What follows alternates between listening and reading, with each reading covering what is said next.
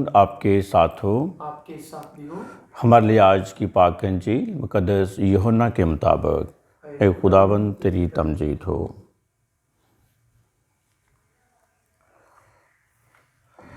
اور تیسرے دن کانہ جلیل میں بیاہ ہوا اور یسوع کی ماں وہاں تھی، اور یسوع اور اس کے شاگرد بھی اس بیاہ میں بلائے گئے تھے۔ اور جب میں گھٹ گئی تو یسوع کی ماں نے اس سے کہا کہ ان کے پاس میں نہیں رہی، اور یسوع نے اس سے کہا اے خاتون، مجھے اور تجھے کیا؟ میرا وقت ہنوز نہیں آیا۔ اس کی ماں نے خادموں سے کہا جو کچھ یہ تم سے کہے وہ کرو۔ اور وہاں یہودیوں کی رسم طہارت کے لیے پتھر کے 6 مٹکے دھرے تھے، جن میں 2 یا 3 بت سماتے تھے۔ یسوع نے ان سے کہا مٹکوں میں پانی بھر دو۔ انہوں نے انہیں لبالب بھر دیا، اور اس نے ان سے کہا اب نکالو اور میرے ضیافت کے پاس لے جاؤ، اور وہ لے گئے۔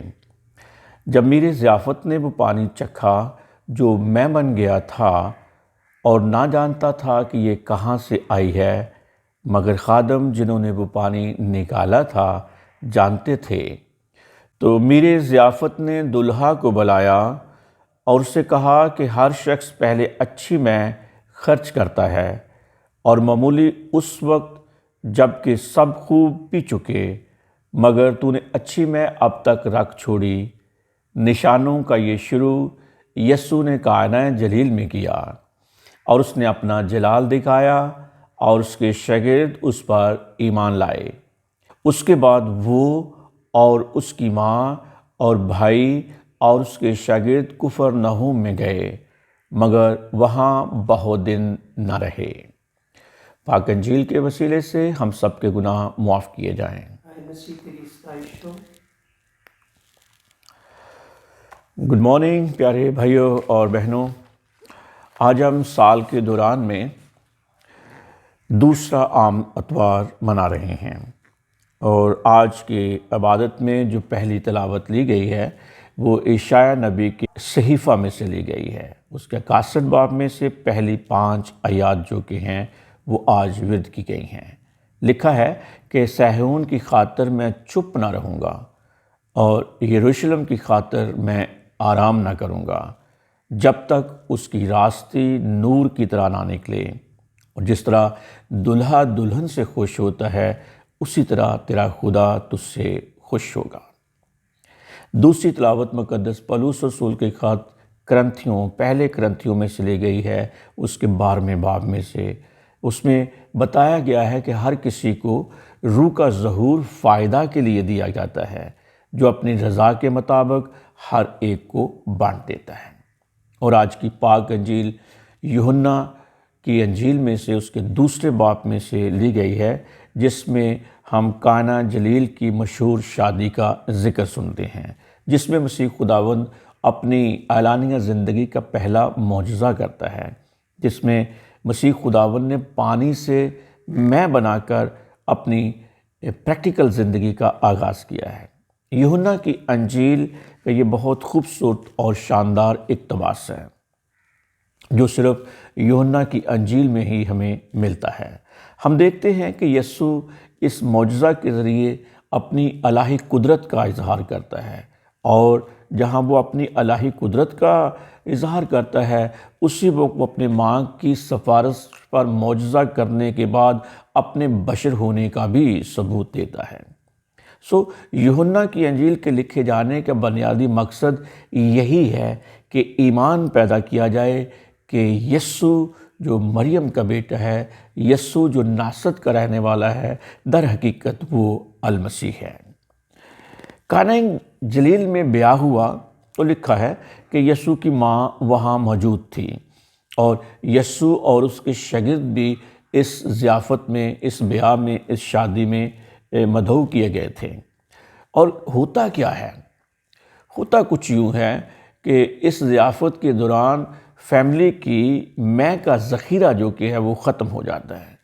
مے شادی کی تقریب کا ایک لازمی اور اہم جز ہوتا تھا، جب یسوع کی ماں کو پتہ چلا کہ کیا ہوا ہے تو اس نے مسئلہ اپنے بیٹے کے سامنے لا کر رکھ دیا، کیونکہ وہ جانتی تھی، وہ ایمان رکھتی تھی کہ وہ میں پیدا کرنے کے لیے معجزہ کر سکتا ہے۔ شاید وہ یہ بھی جانتی تھی کہ میرا بیٹا مہمانوں پر ظاہر کرے کہ در حقیقت وہ خدا کا بیٹا ہے، در حقیقت وہ المسیح ہے۔ پاک کلام میں اکثر خوشی اور خوشحالی کی علامت ہے۔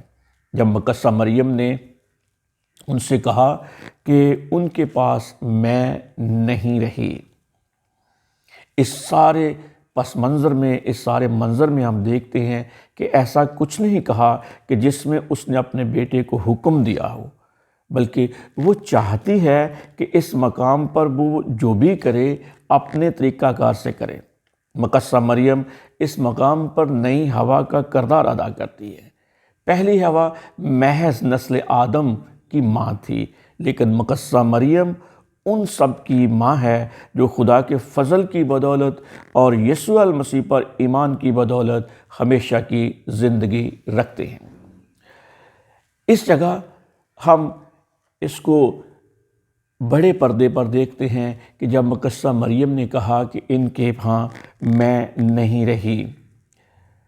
پیارے بھائی اور بہنوں، ہم اپنی زندگی کا دیکھتے ہیں اور مقدسہ مریم کے یہ الفاظ کہ ان کے پاس میں نہیں رہی، یہ جب تک کلام مقدس زندہ ہے یہ سنا جاتا ہے، پڑھا جاتا ہے۔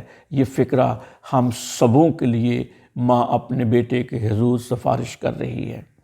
زندگی میں کئی بار ہماری بھی میں ختم ہو جاتی ہے، ہم تھک جاتے ہیں، ہم ہار جاتے ہیں، ہمارے پازیٹیو رویوں کی میں ختم ہو جاتی ہے، ہمارے اندر تلخیاں پیدا ہوتی ہیں اور یہ خوشحالی کی میں ختم ہو جاتی ہے، ہمارے اندر رشتوں کی میں ختم ہو جاتی ہے، ہمارے اندر فرینڈشپ کی روح جو کہ ہے، میں جو کہ ہے وہ ختم ہو جاتی ہے۔ لیکن جب بھی ہم تھک جاتے ہیں، ہار جاتے ہیں، ہمت ہار جاتے ہیں، تو مقدسہ مریم ہمیشہ ہمارے پاس موجود ہوتی ہے اور وہ اپنے بیٹے سے ایسے ہی سفارش کرتی ہے جیسے اس نے کانا گلیل کی شادی میں کی کہ ان کے ہاں میں ختم ہو گئی ہے۔ پیارے بھائی اور بہنوں، اس کے جواب میں جب یسوع نے کہا اے خاتون تجھے اور مجھے کیا، تو یہ ایک یونانی محاورہ ہے، مجھے اور تجھے کیا۔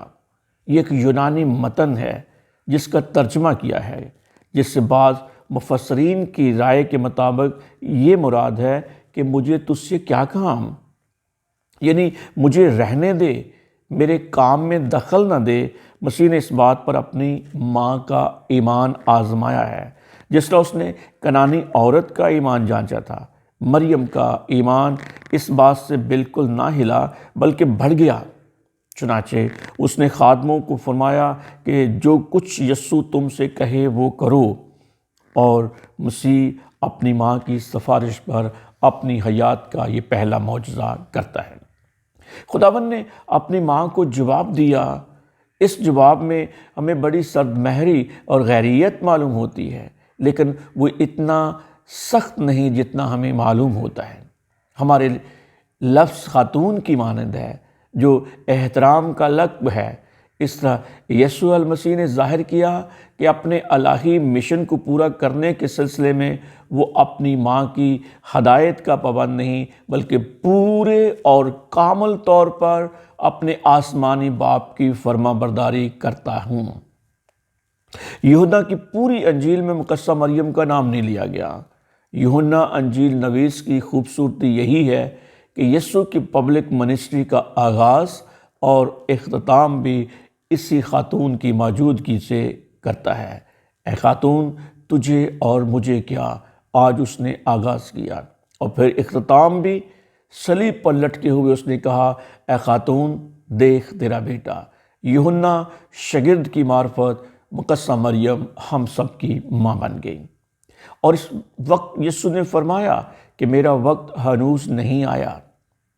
دنیا کے سامنے کامل فاتح کے طور پر ظاہر ہونے سے پہلے اسے قربانی کے مذبح پر چڑھنا ضرور تھا۔ مقدسہ مریم اس کی بات کا مطلب سمجھتی تھی، اس لیے اس نے خادموں کو ہدایت کی کہ جو کچھ یہ تم سے کہے وہ کرو۔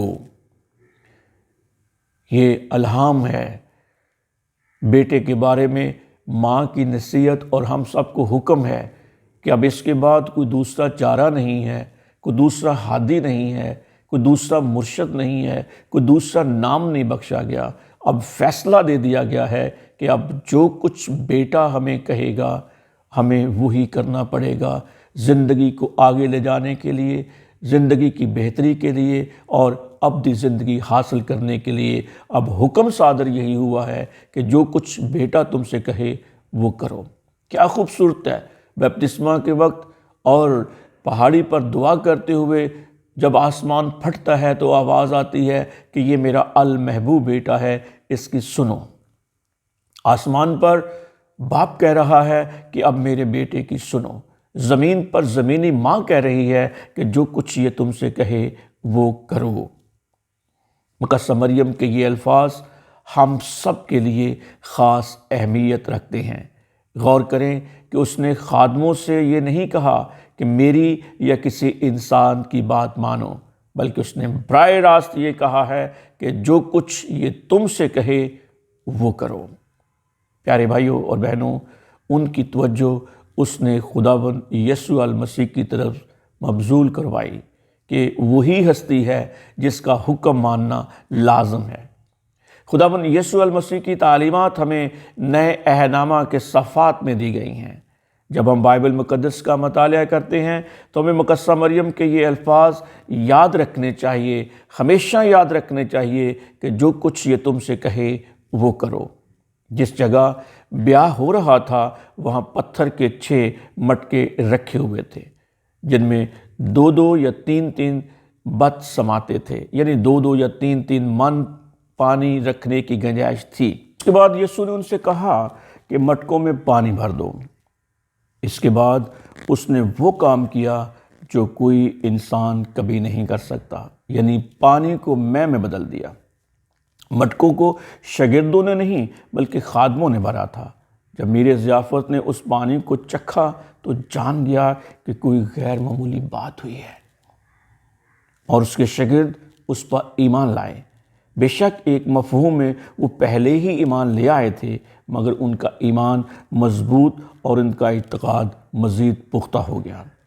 موسیٰ کا پہلا معجزہ پانی کو خون میں بنانا تھا، اس میں زبردست تباہ کن اثر تھا، مگر مسیح کا پہلا معجزہ پانی کو میں بنانا تھا۔ اس کا اثر تسکین بخش اور آسودہ کر دینے والا تھا، کیونکہ خداوند کے آنے کا مقصد یہی ہے کہ لوگ تسکین حاصل کریں اور لوگ آسودگی پائیں۔ آمین۔